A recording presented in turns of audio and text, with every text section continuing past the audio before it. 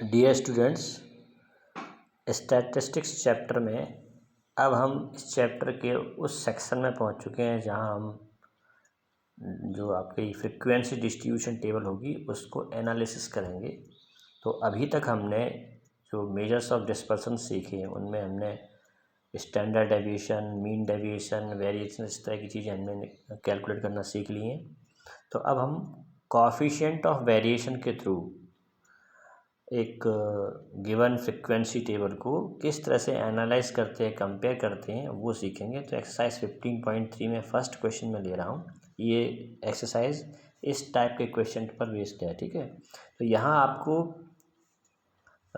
ये मार्क्स दे रखे हैं और फिर group A, group B frequencies दे रखी हैं। यानी कि यहाँ पर 2 ग्रुप्स हैं जिनको हमें कंपेयर करना है और बताना है which group is more variable. तो जब भी आपको किसी ग्रुप की दो ग्रुप्स की वेरिएबिलिटी के बारे में कंपैरिजन किया गया हो कि कौन सा ग्रुप ज़्यादा वेरिएबल है, तो वहाँ पर आपको सी बी निकालना पड़ेगा। सी बी मतलब कोएफिशिएंट ऑफ वेरिएशन।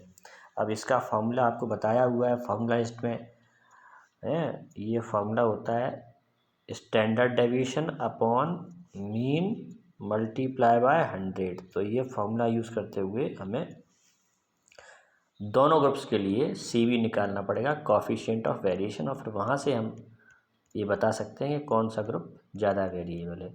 जिस ग्रुप का सी बी ज़्यादा होगा वो ज़्यादा वेरिएबल होगा और जिस ग्रुप का सी बी कम होगा दोनों में से वो कम वेरिएबल होगा। और यहाँ दूसरा जो हमें पूछते हैं घुमा के क्वेश्चन कि which group is more stable, तो जिसका सी बी कम हो वो ज़्यादा स्टेबल होगा। तो इस दो तरह के घुमा फिरा के क्वेश्चन पूछे जाते हैं, which is more variable and which is more stable. तो जिसका सी बी ज़्यादा है, सी बी जिसका ज़्यादा है वो ज़्यादा स्टेबल है, सॉरी वो कम स्टेबल है, स्टेबल कम होगा, है ना। और जिसका सी बी ज़्यादा है वो ज़्यादा वेरिएबल होगा, ठीक है। तो वेरिएबिलिटी के लिए सी बी ज़्यादा होना चाहिए और स्टेबिलिटी के लिए सी बी कम होना चाहिए।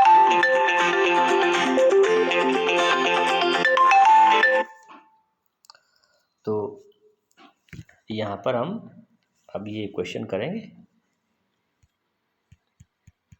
स्टार्ट करते हैं। तो आप देख पा रहे हैं यहाँ पर कि इस टेबल में आपको इस टेबल में यहाँ पर ग्रुप ए और ग्रुप बी की फ्रीक्वेंसीज दे रखी हैं। ये वाला कॉलम, मार्क्स वाला कॉलम दोनों के लिए सेम रहेगा। तो यहाँ पर हम क्या करेंगे, 2 टेबल बनाएंगे, है ना। टेबल फॉर ग्रुप ए और दूसरी जो टेबल बनाएंगे हम टेबल फॉर ग्रुप बी। अब यहाँ पर क्या करना है, टेबल में कौन कौन से कॉलम बनेंगे।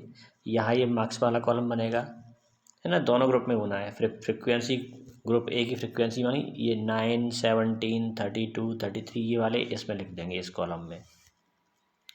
फिर मिड पॉइंट निकालेंगे। मिड पॉइंट कैसे निकालना है, ये 10 + 20 डिवाइड बाई 2 15 आ गया। 20 + 30 50, 50/2 25 हो गया।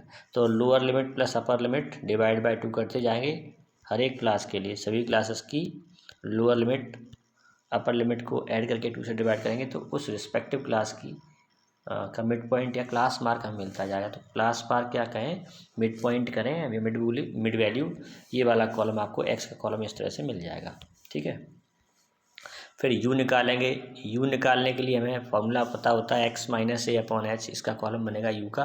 तो इसके लिए क्या करना है, इसके लिए आपको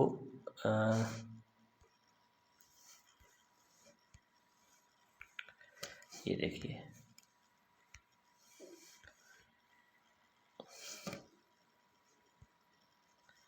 इसके लिए आपको इसमें जो हमने अभी इसका कॉलम बनाया है एक्स का मिड पॉइंट का, इसमें जो मिडिल डेटा है, मतलब ऊपर 3 नीचे 3 और ये बीच में जो आ गया, इस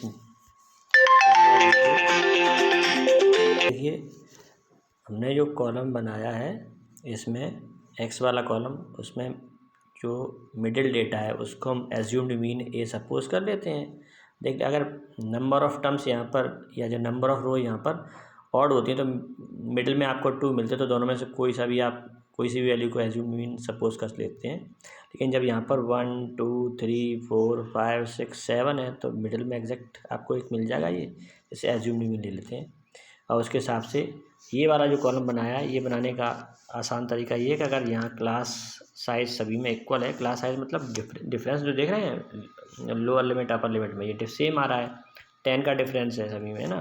10 20 में 10 का है, 20 30 में 10 का डिफरेंस है, 30 40 में भी 10 का है।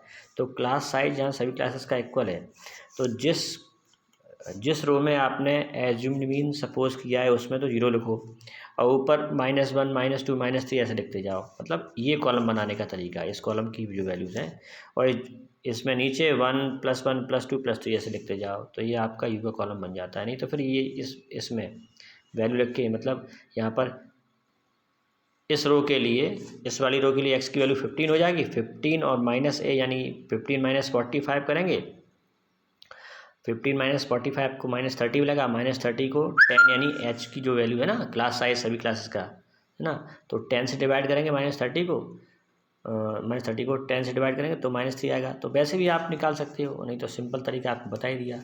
ऐसे ही जब यू स्क्वायर का कॉलम बनाएंगे तो यू स्क्वायर मतलब -3 का स्क्वायर लिख देंगे 9, फिर -2 का स्क्वायर लिख देंगे 4, फिर -1 का स्क्वायर लिखते जाना है। तो ये यू स्क्वायर का कॉलम आपका इस तरह से बन जाएगा। ये जो वैल्यूज़ आई हैं इन सभी वैल्यूज़ के यहाँ पर स्क्वायर्स लिख देंगे तो ये बन जाएगा। फिर f इंटू यू, एफ यानी कि 9 का मल्टीप्लाई -3 से किया, -27 आया, ठीक है। तो ऐसे ही हम ये कॉलम बनाते जाएंगे। फिर 17 का मल्टीप्लाई -2 से करेंगे, -34 आएगा। तो f इंटू यू का कॉलम इस तरह से बन जाएगा। ये सारे कॉलम अभी काम आने वाले हैं। और फिर f इंटू यू स्क्वायर, ये वाला कॉलम कैसे बनेगा, f की वैल्यू मतलब ये वाला कॉलम इस कॉलम का मल्टीप्लाई यू स्क्वायर वाले कॉलम्स की वैल्यू से होना है और यहाँ पे लिखते जाना है। तो ये देखो f यानी कि 9 और यहाँ पर यू स्क्वायर मतलब 9 9 9 जा 81, तो ये आप समझ गए होंगे। अब इस वैल्यू का मल्टीप्लाई इससे करेंगे और यहाँ पर लिखेंगे, तो ये इस तरह से कॉलम बन जाएगा। सिमिलरली हमें ग्रुप बी की फ्रिक्वेंसी लेते हुए, मतलब क्लास साइज तो सेम रहेगा, ग्रुप बी के लिए जो हम टेबल बनाएंगे उसमें भी सेम आपको वैसे ही ये सेम रहेगा। ये वाला चेंज हो गया, जो गिवन टेबल थी उसमें ग्रुप बी की जो फ्रिक्वेंसी दे रखी थी ना वो यहाँ पे हमने लिख ली है, ठीक है। और मिड पॉइंट सेम वैसे ही निकाल लेंगे, सेम वैसे ही हम एज्यूम्ड मीन सपोज कर लेंगे। और यहाँ पर यू का कॉलम भी जैसे अभी बताया ग्रुप ए के लिए वैसे बनाएंगे। और फिर you square F into you square इनके भी कॉलम हमने यहाँ पर बना लेंगे। तो ये ग्रुप ए ग्रुप बी के लिए टेबल कंप्लीट हो जाएंगे। अब टेबल कंप्लीट हो जाने के बाद फिर हमारी कैलकुलेशन स्टार्ट होती है, तो वो मैं आपको बताता हूँ नेक्स्ट वीडियो में। यहाँ तक आप ये आपको इतना दोनों ग्रुप के लिए टेबल बनानी आपको आ जानी चाहिए। और इसमें मुझे लगता है आपको किसी तरह की कोई प्रॉब्लम नहीं होगी, इतना समझ में आ गया होगा आराम से।